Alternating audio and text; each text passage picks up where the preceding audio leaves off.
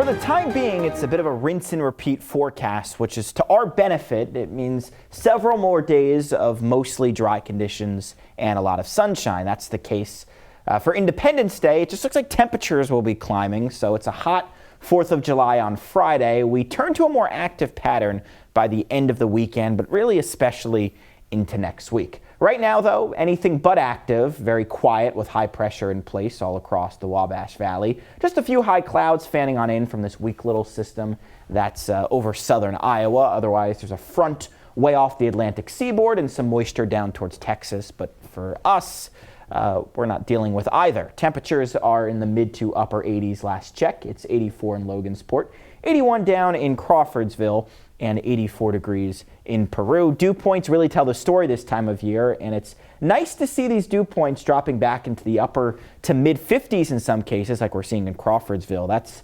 indicating very comfortable air that's in place, or at least reasonably comfortable for early July standards.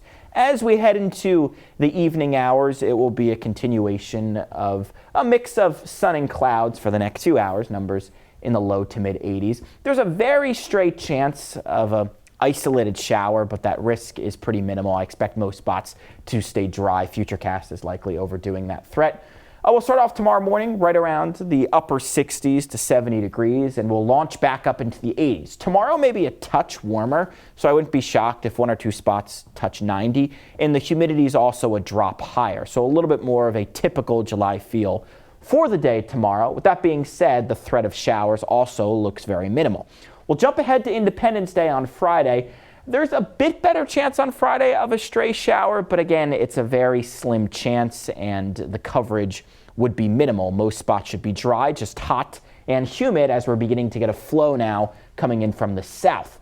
With the rising humidity, we know rain won't be too far around the corner. Saturday looks dry and hot, but it's Sunday and especially into Monday that we have a better chance at some scattered showers and storms. It really comes down to the timing of this front. It may be late Sunday, but right now the better bet may actually be during the day on Monday. Something to note for Friday, the heat risk is beginning to rise a little bit at that point with higher humidity.